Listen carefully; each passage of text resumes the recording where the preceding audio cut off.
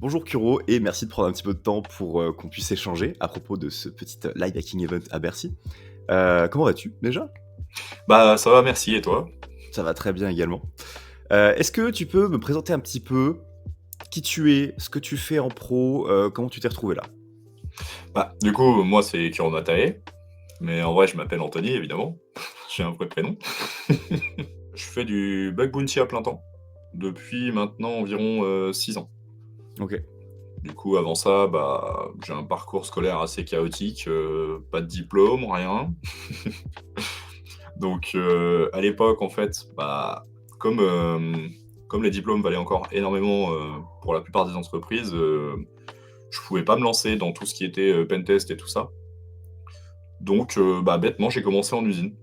Je travaillais en usine, à la chaîne, à côté, bah, je faisais ça, en mode passion, tout ce qui était, tout ce qui était recherche de vulnes, CTF et tout ça. Et puis au bout d'un moment, je me suis dit: «Bon, bah, ce serait quand même bien de réussir à se lancer un minimum».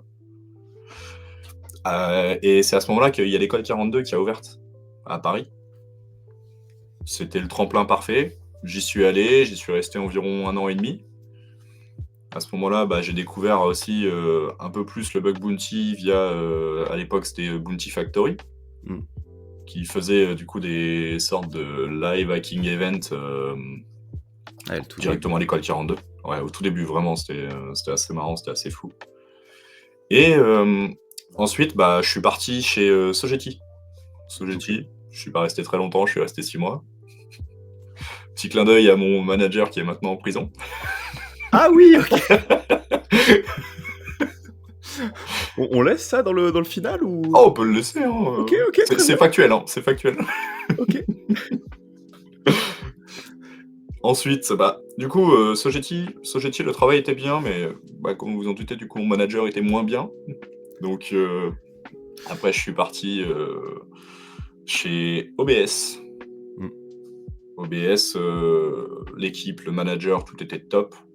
Le taf m'intéressait beaucoup moins. Et donc, c'est à ce moment-là que je me suis dit, bah, je commence à gagner quand même un petit peu d'argent en bug bounty. Mon but, c'était une passion avant tout, donc mon but, c'était juste de faire bah, un SMIC annuel et puis terminer, quoi. Ouais. Je voulais Il pas fait y non avoir plus. une baseline et derrière de la C'est ça, en recherche, fait. du fun. C'était ça. Et donc, je me suis lancé. Je me suis lancé, puis bah, ça a bien marché, et maintenant, bah, ouais, ça fait 6 ans. Et je m'amuse comme un petit fou. OK. Et comment tu t'es retrouvé sur la partie, bénévole, bug bounty éthique? Parce que, OK, le SMIC annuel, est-ce que tu l'as? Est-ce que c'est pour rabaisser ta moyenne annuelle que tu viens faire des événements caritatifs? Alors non, moi, en fait, bah, comme je disais avant, le bug bounty, le pentest en général, tout ça, c'est une passion avant tout. Ça a toujours été, moi, ça a toujours été le fun d'abord. Mmh. Tu peux demander à la plupart des gens, c'est ce qu'ils te répondront. C'est vrai. Et comme dit, moi, mon but, c'est aussi d'aider les gens. J'adore ça. Déjà à l'époque, quand il y avait pas de tuto et tout, je m'amusais à en faire sur certains forums. J'essayais de faire des tutos pour tout ce qui était SQL injection, XSS, tout ça. En fait, mon but, c'était vraiment de partager avec les gens, de les aider. Et puis bah là, en fait, on commençait tous les deux. Il y en a, il y a toujours, bah, il y a les TPE, il y a les PME. C'est assez compliqué. Il y en a qui peuvent pas payer, il y en a qui payent pas beaucoup. Et du coup, moi, l'idée de pouvoir faire ça en mode bénévole, parce que il y a des entreprises, il y a des associations qui le méritent quand même un minimum. Mmh. Et du coup, au final, qu'est-ce que ça me prend? Enfin là, ça m'a pris 2 3 jours. 2 3 jours sur une année, c'est pas grand-chose, surtout comme je te disais, quand moi, mon but, c'était juste de faire un SMIC annuel au départ. Et bah, je me suis dit: «Pourquoi pas, quoi?» Pourquoi pas? Si ça permet d'aider des gens. Je l'ai déjà fait à l'époque, enfin, c'est pas la première fois que ça m'arrive, je l'avais déjà fait avec les hôpitaux et tout ça. C'est La petite pour partie de moi, c'est l'éthique que tu normal, en arrives à fait. intégrer dans le job et À partir du moment où je commence à avoir, quand même assez d'expérience, un petit peu de skill, je me dis: «Bah, au final, je donne quoi, 1 jour, 2 jours, 3 jours de ma vie?» Puis, bah, derrière, ça permet de faire un minimum de bien, quoi. mmh mh, clairement. Bon, cool, vous êtes une belle personne, jeune homme. Est-ce que tu peux me parler maintenant est-ce que tu peux me parler maintenant un petit peu, de ton ressenti sur l'orga de l'événement, sur les scopes et ensuite on va aborder un petit peu tes trouvailles? Bah, pour être honnête, moi, l'orga, je m'attendais. pas forcément à grand-chose. Je m'attendais pas forcément à grand-chose. Pourquoi? Bah, parce que déjà, il y a pas énormément de moyens. Après, j'ai souvent fait Merci, de merci aux sponsors, vous êtes comme ça. effectivement. T'inquiète, t'inquiète. Non, non, mais après, il y a pas énormément de moyens, hein. C'est normal aussi, c'est parce que, comme dit, ça reste des associations et tout. Ensuite, moi j'ai déjà fait, pas mal de live hacking event quand même. Enfin, ça commence à faire un petit, je commence à en faire pas mal en vrai et on arrivait souvent à un moment, assez chaotique, parce que, il y avait un problème au niveau du scope, il y avait ci, il y avait ça et là, en fait, bah, c'est peut-être aussi parce qu'il y avait pas d'argent en jeu, je ne sais pas, mais c'était vachement fluide, ça s'est bien fait. Les programmes étaient hyper réactifs, les personnes des associations, super sympas, pareil, super réactives et tout. Puis bah, l'équipe de Hack4Values et tout, rien à redire non plus, quoi. Franchement, ça Moi, s'est j'aime très bien bien le fait. passé, j'ai pas eu de retour négatif, de ma part, en tout cas. J'aime beaucoup le fait, comme tu dis, qu'il n'y ait pas vraiment d'argent en jeu entre les triagers et les hunters, parce que du coup, tout le monde, enfin, ils n'ont pas d'intérêt à baisser ta criticité ou à te dire c'est pas vraiment une faille, mais à la prendre en compte quand même. Eux, c'est pas Ah, leur argent, il n'y alors a pas d'argent, donc c'est juste, t'as trouvé ça, on va être factuel, c'est une dinguerie. Cool, GG. alors, petit clin d'œil quand même à Yanzax, qui était, très strict, sur les vulnes et la criticité. Alors, j'ai vu des très beaux jeux pour motiver un peu les nouveaux. Tu nous rappelles quel no match tu as mis au reste de l'événement? Un certain no match. Je pense que tu avais en solo le 1 à 2 fois plus de points que le reste de tous les participants cumulés, à peu près, dans ces eaux. Ouais, bah, c'est à peu près ça. Donc forcément, il s'est dit: «Oh non, celle-là, celle-là, je lui mets pas, c'est non». Il y a peut-être de ça aussi. Non, non, après, c'est sûr que, voilà, on s'attend quand même à une certaine rigueur, même si ça reste du. Même s'il n'y a pas d'argent en jeu, je pense qu'il s'attendait aussi à une certaine rigueur, et donc c'est aussi pour ça qu'il a voulu être vraiment carré, parce que Mmh. aussi, bah, c'est plus simple pour les associations, pour aussi les personnes qui vont fixe, qui n'ont pas forcément la vue vraiment, qui comprennent forcément tout. Enfin, il y a des Ouais, subtilités, il y a des choses qui sont quand même assez tricky à reproduire et tout, donc je pense que c'est aussi pour ça, en vrai. clairement. Tricard produire, transition rêvée. Parle-moi de tes bugs. D'un ou deux bugs que tu as aimé exploiter, sans parler du scope, juste le détail ou ce qui peut être discuté publiquement.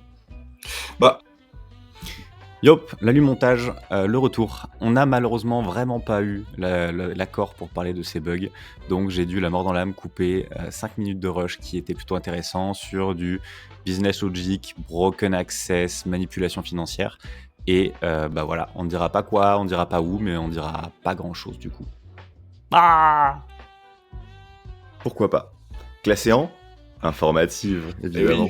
Bah Et oui. après, ce genre de truc, on a déjà vu des dingueries sur ce genre de choses, sur tout ce qui est paiement, hein. En général, pour faire un petit peu de hors-sujet, on a déjà vu une vulne, en gros, sur le TPE directement, tu changeais, tu sais, tu faisais une conversion de monnaie dans une Mhm. autre monnaie, Ouais.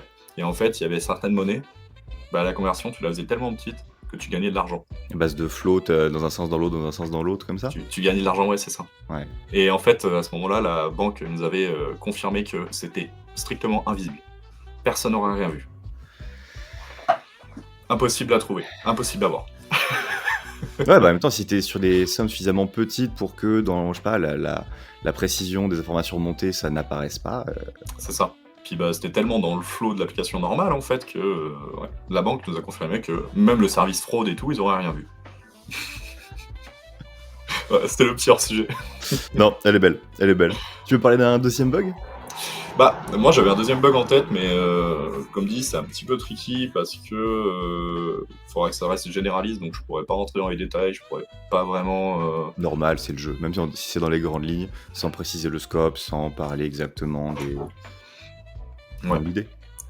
Mais j'avais un système de short URL, en gros style Bitly.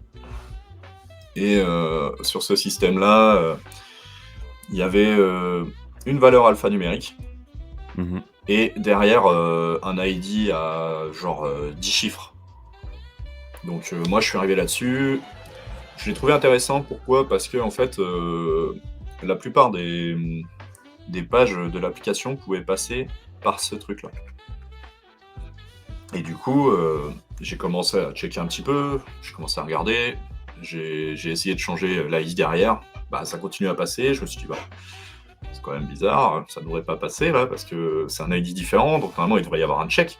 Mmh. Et j'ai découvert qu'il y avait pas de check, donc même en enlevant cet ID complet, ça passait. Ah, une espèce de magic link, mais mal vérifié, donc C'est ça. ça laissait passer. OK, C'est OK. ça. Mais du coup, il me restait tout de même la partie alphanumérique qui faisait à ce moment-là, quand moi j'étais dessus, c'est de l'alphanumérique avec, minuscules et majuscules, hein, quand même. OK, ouais, Ça suffisamment de reste assez violent. complexité, du brute force, sur un Ça faisait 4 caractères, je crois, donc ça fait pas beaucoup. pas si dur à brute force. Oh, 4 Bah, ça caractères, ça se fait, hein. ouais, mais en alphanumérique, minuscule, majuscule, ça fait quand Ouais, même bah, un tu puissance, du 56, 60, 26 fois 2, 6, 12, donc du et ouais, 66. Waouh! et ouais, en vrai, Yes! c'est 26 un fois puissance, 2 puissance plus 26, je 10 crois. pour les nombres. Tu fais 4 Le tout puissance 26, quelque puissance chose comme 4. ça, On arrive sur du tu quand même 1, 2, 60 millions de 3, ouais, possibilités, je pense, 14, 15 millions. Quasi ouais. 15 millions. Donc c'est assez compliqué à brute force quand même. Des fois, on fait des scans, tu sais, bon, Des fois sur un malentendu, on alors dit que t'as aucune chance. non, non, non, franchement, un scan, si t'as un backend qui répond bien, bah, c'est 1 million d'URL, ça peut se faire en, 1/2 heure, si t'as pas de Ouais, limite ou quoi. Donc ça reste envisageable. Ce serait limite haute, mais ça peut. ouais, c'est ça, mais je pense que la plupart des bug bounty, Sur un je sais petit pas site s'ils simple, si l'accepteraient. tu défonces, tu le tombes. Ouais. Et du coup, j'étais là-dessus. Donc je me dis, bah, faut vérifier l'entropie. Et pour vérifier l'entropie, comment tu fais? Bah, t'en génères plusieurs. Donc j'ai trouvé un endroit où je pouvais générer plein de short URL. Mmh.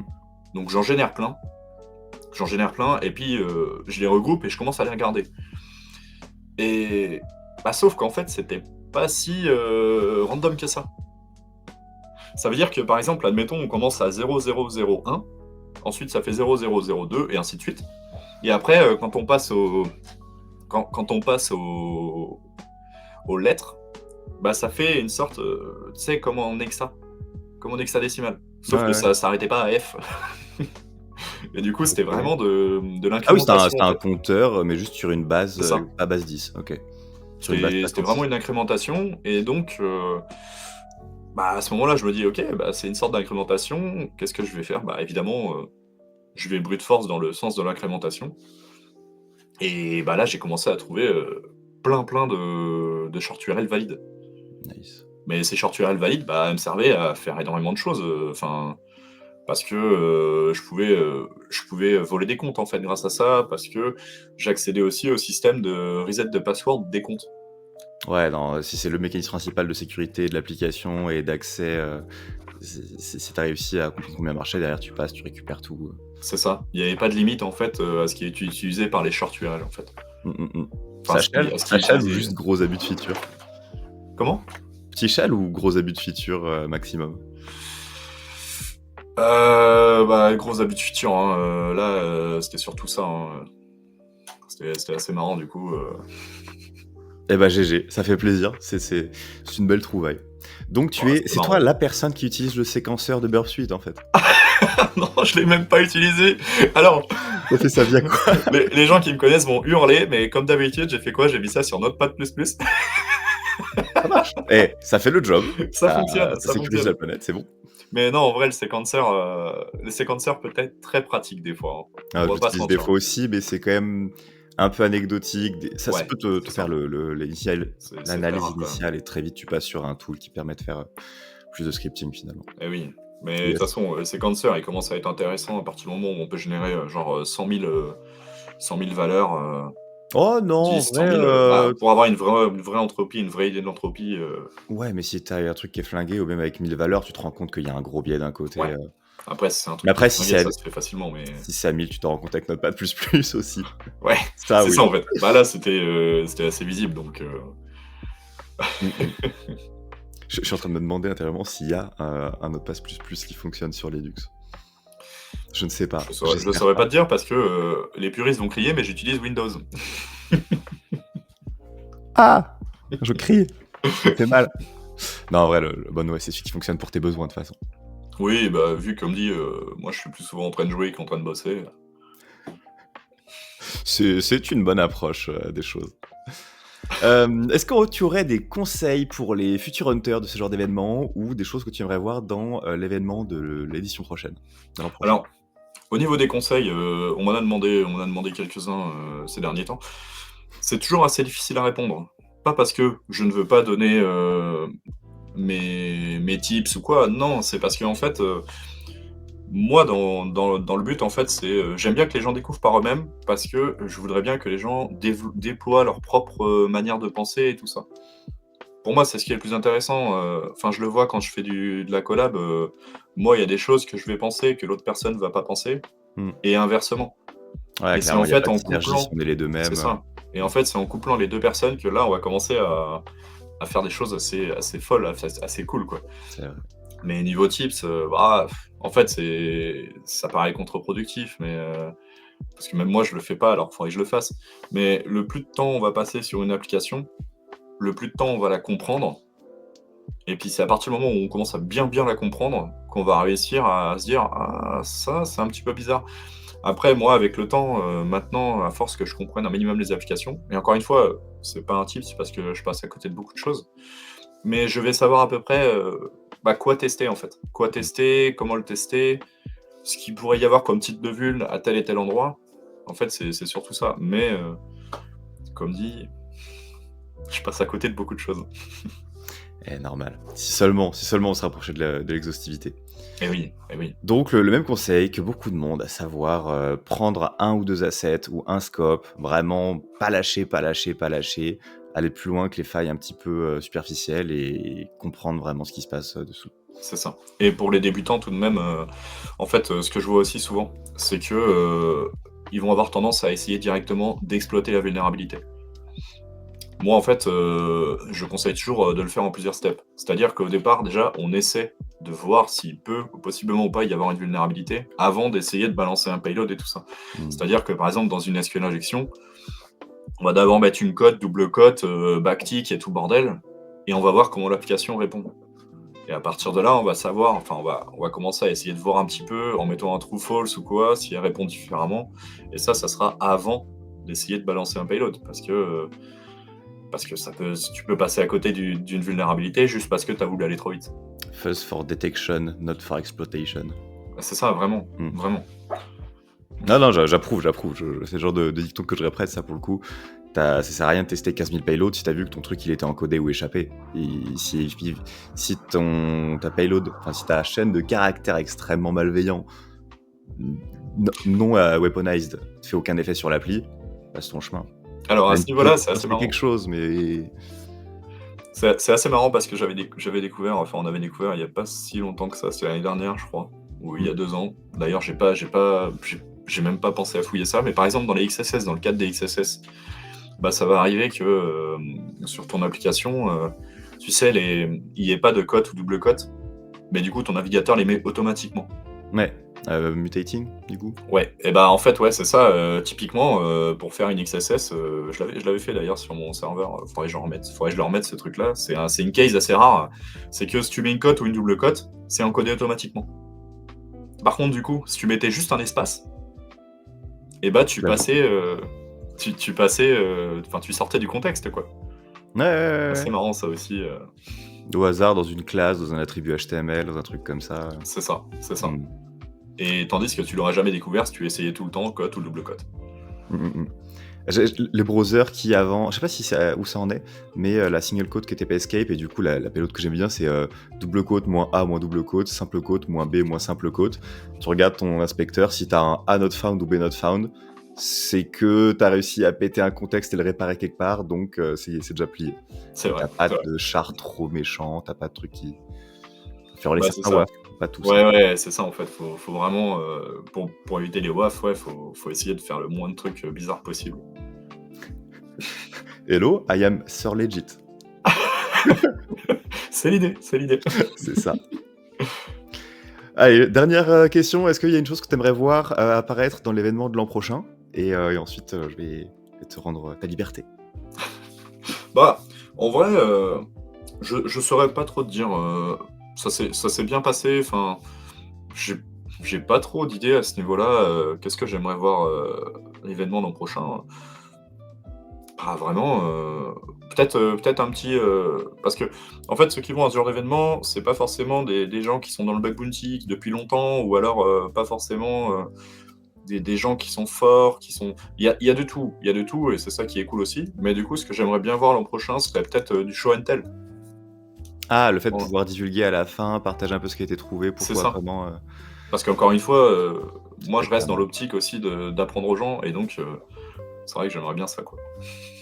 On avait tenté en fan event et on avait commencé à discuter un peu, à proposer de parler un petit peu du bug, le plus drôle, le plus impactant, mais c'est vrai que c'était un peu bref.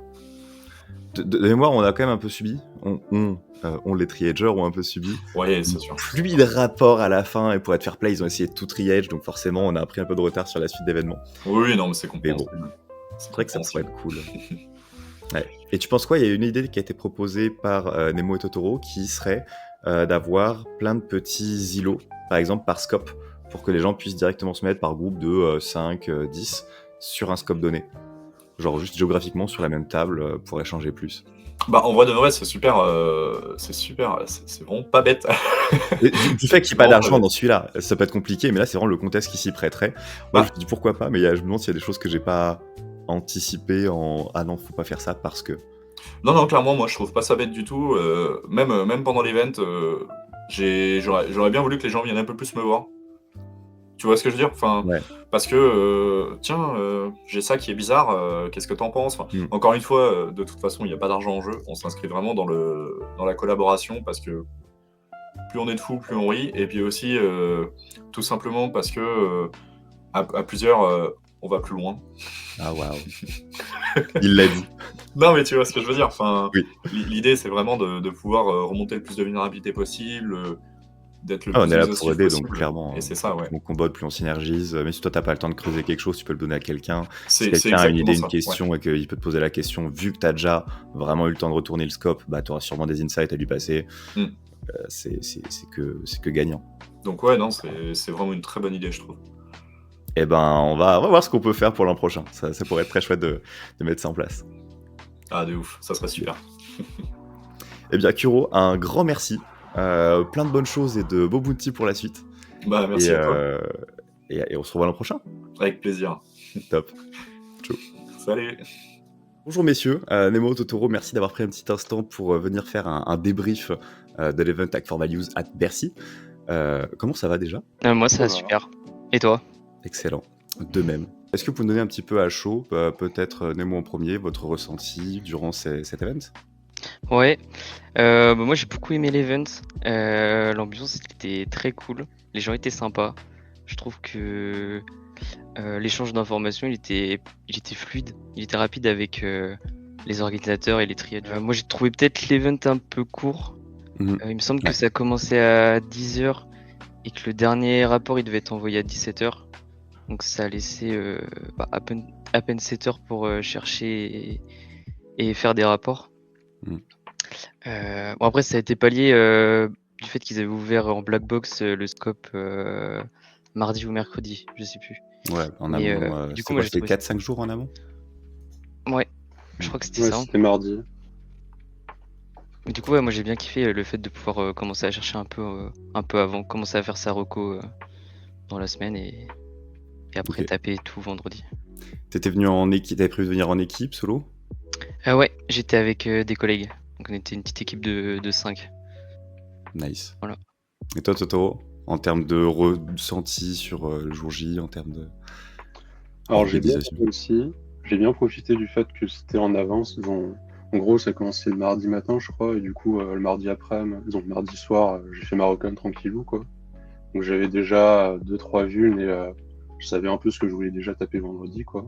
Donc Ok. après, parlant avec Urmetai le matin, finalement, je savais plus quoi taper parce que, de ce que je comprenais, il avait déjà tout défoncé sur celui que je voulais. Je me rappelle, vendredi, j'étais dans le train, il était 7h du mat, et là, je vois un mail qui pop, ah, votre vue n'a été acceptée. Donc c'était sympa. Le ressenti, triageur très cool. Les assos, j'ai vite fait échanger avec Action contre la fin, c'était sympa aussi. Bah, à l'endroit, c'est vrai que c'est pas tous les jours que tu vas dans un ministère. C'est clair. C'était assez Voilà, particulier. voilà. Ok. En termes de bugs,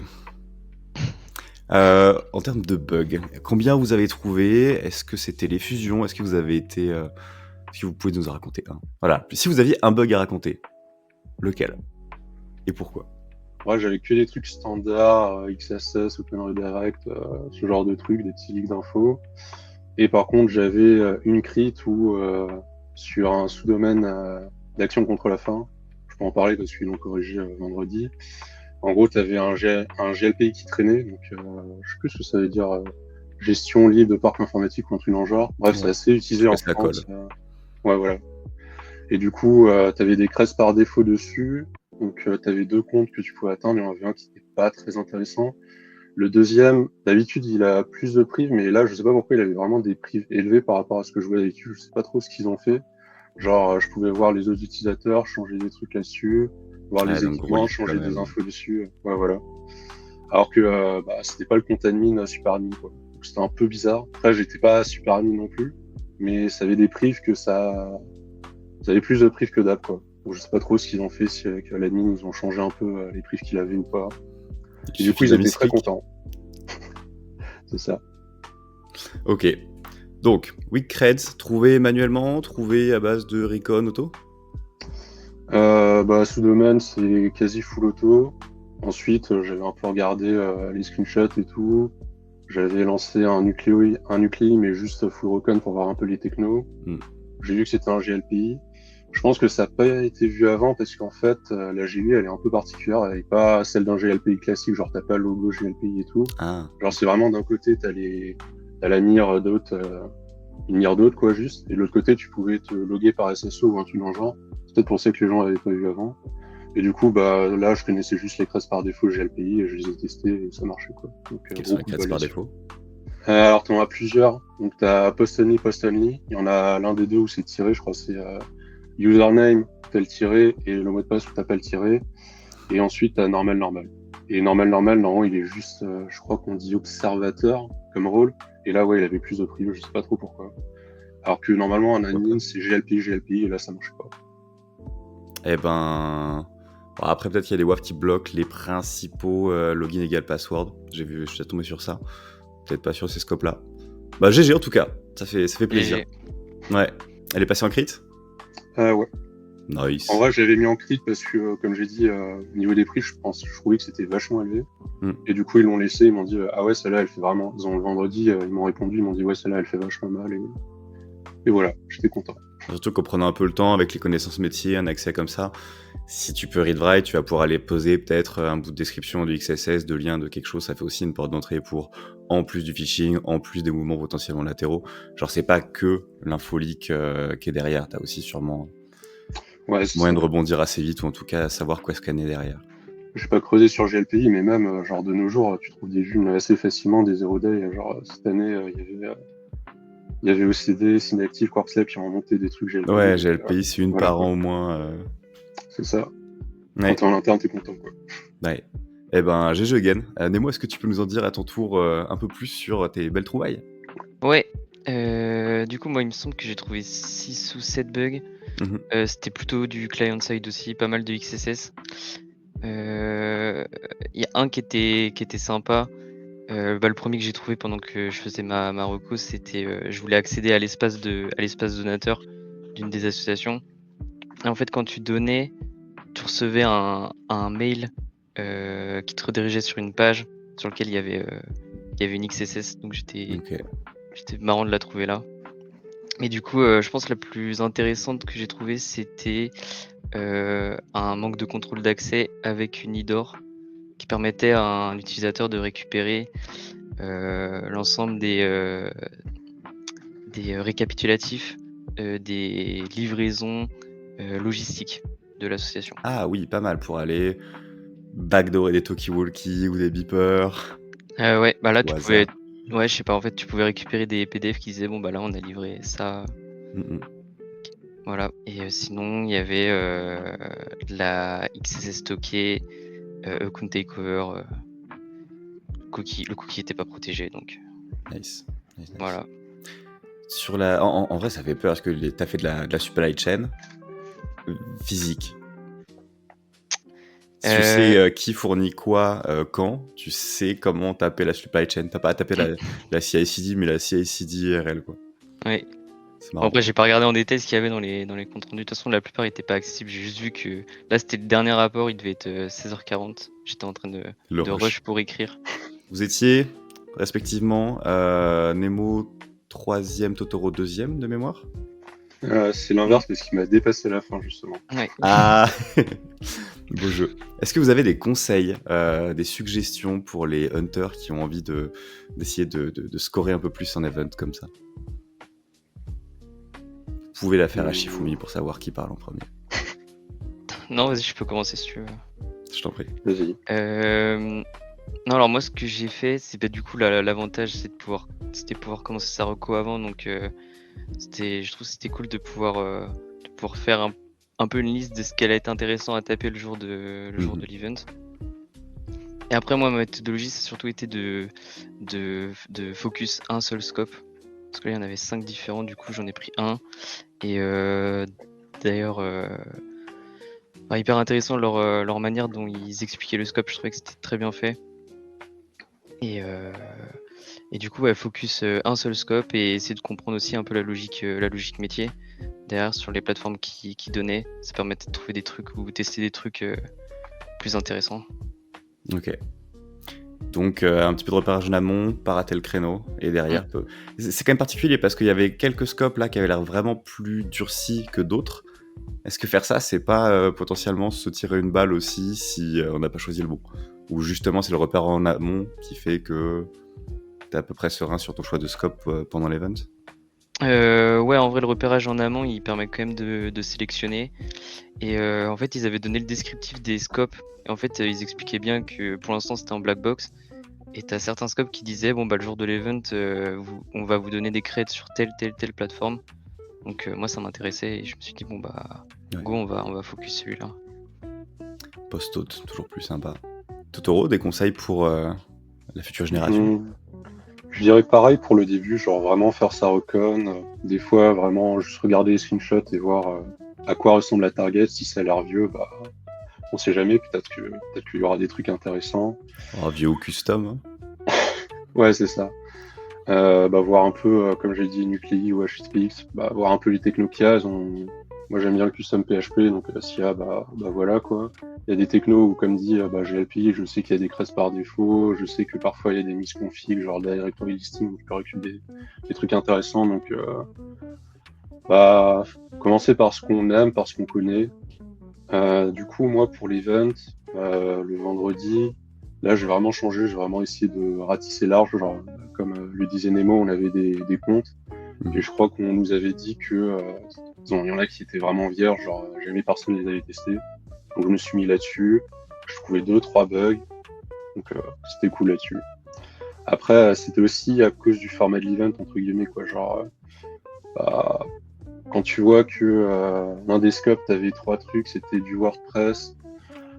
T'as pas forcément envie de te mettre directement dessus. Après, bon, si tu trouves les bons plugins et tout, mais bon, avec le temps que t'as lors de l'event, même si c'est en avance, donc perso, je peux bosser dessus que mardi soir dessus, quoi.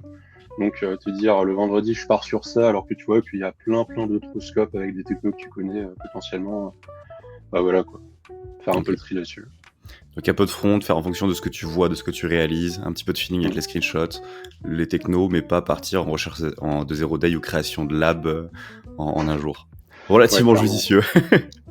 Relativement judicieux. Est-ce que vous avez un conseil sur comment bien échouer sa journée de hunt? Et je veux bien ouvrir le bal. Moi, j'ai voulu faire trop de choses en même temps, à savoir toucher un peu à tous les scopes, regarder un peu tout ce qui se passe, essayer de couvrir large et prendre des rushs vidéo en même temps. Ça ne marche pas.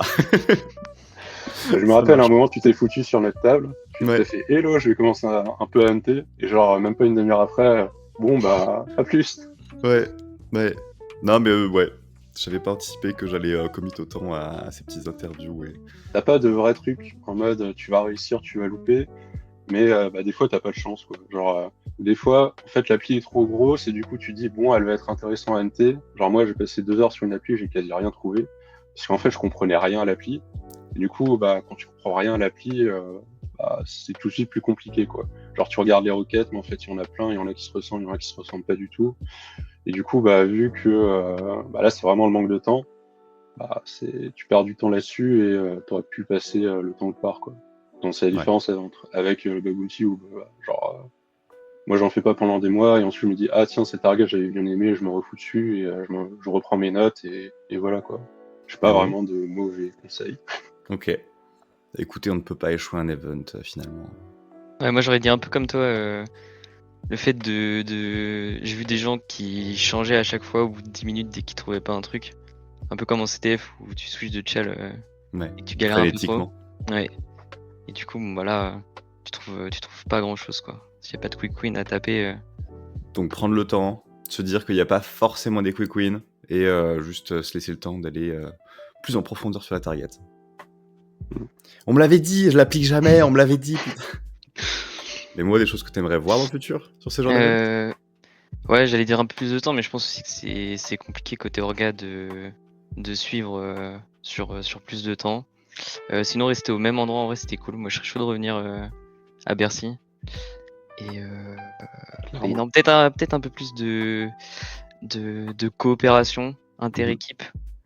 Et là, vu qu'il y a le scoreboard en jeu, je pense que il y a encore un petit peu Ouais. ce côté compète. Et donc toi, tu verrais peut-être quelque chose par scope, du genre une table égale un wildcard ou un scope, et tous ceux qui veulent hunt se mettent un peu géographiquement à proximité pour pouvoir J'y courir en même avais temps. pas pensé, mais en vrai, pourquoi pas? Ça Ce serait permettrait fun. de. Ouais, en vrai, ce serait En cool. vrai, ça serait cool.